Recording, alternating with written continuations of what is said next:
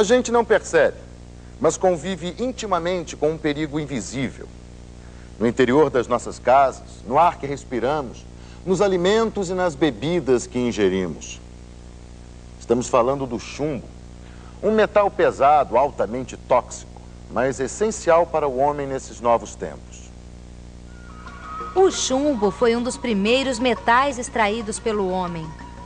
Está tão integrado ao nosso dia a dia que boa parte das atividades industriais e a maioria dos confortos da vida moderna seriam impossíveis sem o chumbo. Mas, ao mesmo tempo que beneficia o homem, o chumbo mata. O chumbo ele tem a sua utilização em vários processos ou em vários materiais que nós usamos no dia a dia. Você pode encontrar o chumbo, por exemplo, no cigarro, que é pequena quantidade, mas que também tem essa utilização. O material que você utiliza, por exemplo, o PVC, onde você usa o chumbo. Você tem chumbo em cristais, em chumbo no vidro. E você continua tendo chumbo em diversos utensílios, né, que você usa, inclusive material ou recipientes que acondicionam alimentos. Mas você pode ter o chumbo muito gravemente, vamos dizer, distribuído num contato mais profissional do trabalhador que com o contato com este produto, que é o fato mais grave que nós encontramos hoje com relação à doença ou à intoxicação pelo chumbo. Os perigos do chumbo não são privilégio dos tempos modernos. Ao contrário, eles são muito antigos. No período de 1900 a 1933, a intoxicação começou a ser divulgada como doença entre os trabalhadores da área industrial da Inglaterra e País de Gales. Nesse período, houve um registro de 1.200 mortes atribuídas ao saturnismo. Hoje, os trabalhadores das oficinas mecânicas de fundo de quintal, onde é feito desmonte de baterias, estão entre os que correm mais riscos de contaminação por chumbo. O mais grave é que, na sua maioria, eles não têm a menor consciência do perigo que o chumbo representa. É uma sintomatologia que no início ela é leve e que quanto mais tempo ele está se expondo, vai se agravando. E chega um ponto, ele começa a ficar com uma anemia muito acentuada, porque o chumbo interfere na produção do sangue, né? E ele acaba tendo uma anemia, então ele acaba tendo uma palidez muito característica, né? E isto vai chamar mais atenção quando ele tem uma intoxicação um pouco mais, ou um tempo maior de exposição, em que ele começa a ter uma cólica um pouco mais forte.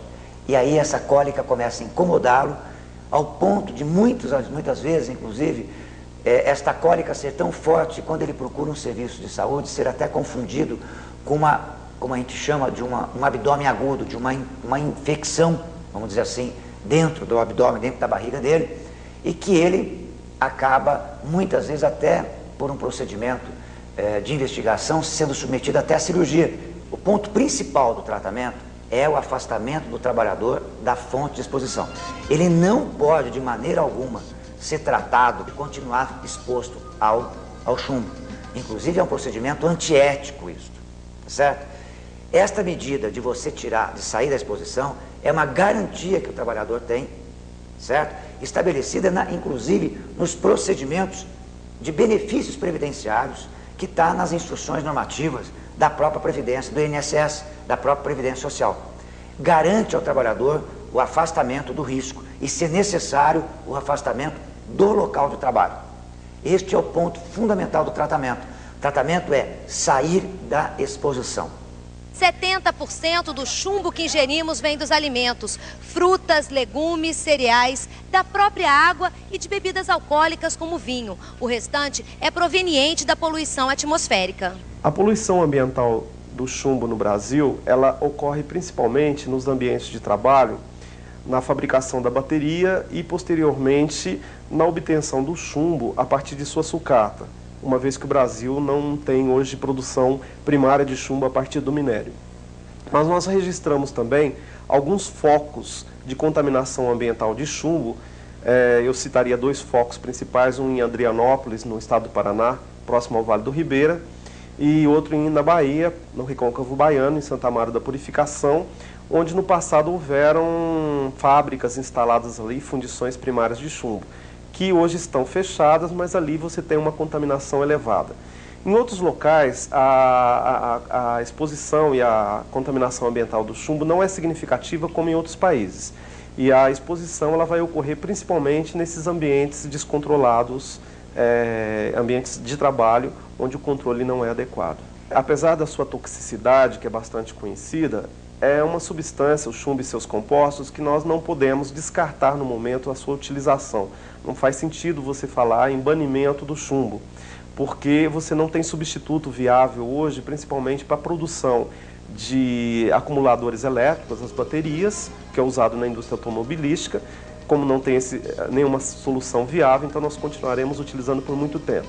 Existem algumas aplicações também do chumbo, por exemplo, como você utiliza na proteção de telas, de computadores para barrar radiação e outras aplicações importantes para as quais não se tem alternativas.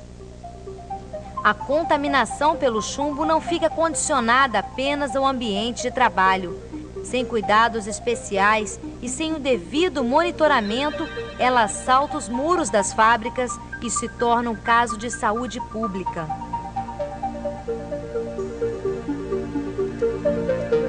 Em Adrianópolis, a gente desenvolveu um trabalho durante 2 anos, um trabalho de pesquisa durante uns 2 anos, tentando entender essa situação de contaminação. De um lado, dosando chumbo no sangue das crianças, por serem realmente as pessoas mais sensíveis, então a gente dosou também em adultos, mas os dados que a gente tem mais importantes são de crianças, em função dessa sensibilidade maior.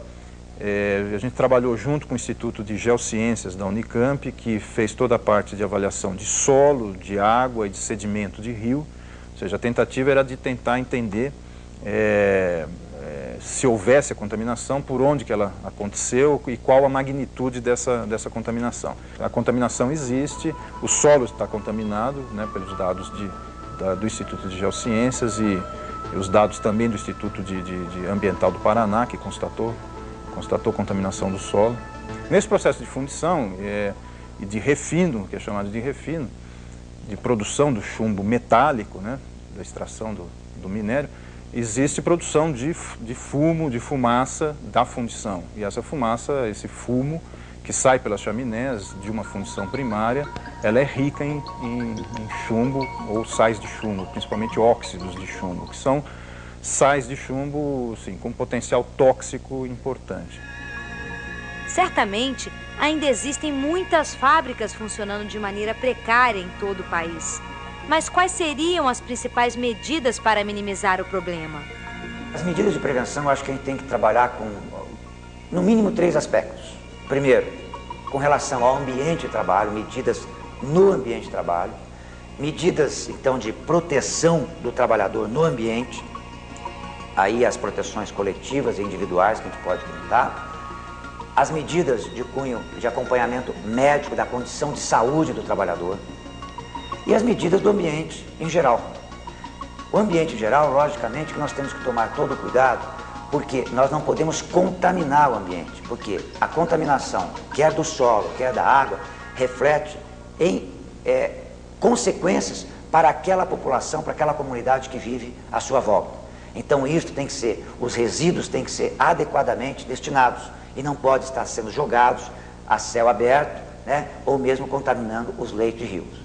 Para prevenir, o melhor seria substituir o chumbo quando fosse possível. Quando essa substituição não puder ser feita, algumas medidas de segurança devem ser adotadas. Nessa empresa, por exemplo, a produção de chumbo em óxido de chumbo é toda enclausurada. O manuseio, a utilização e o descarte do produto, além da ventilação e exaustão do ambiente, devem ser objetos de rigoroso controle por parte da empresa e dos trabalhadores. Cuidados com a roupa, vestiário e higiene pessoal também devem ser observados na prevenção da exposição. A informação é outra aliada do trabalhador. Ela deve ser clara, abrangente e reciclada permanentemente.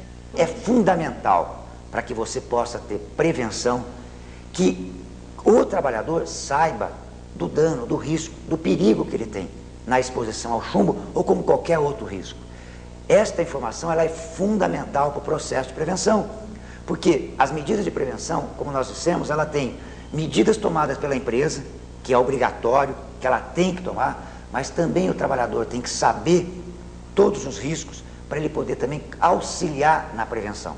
Ele tem que saber por onde que o chumbo entra no seu organismo, porque é só assim que ele vai entender por que ele tem que usar uma máscara, só assim ele vai entender por que ele não deve esquentar a sua comida lá, só assim ele vai saber que ele deve tomar banho antes de ir embora, que ele não deve levar a roupa para lavar em casa, porque senão a sua família vai acabar se intoxicando também.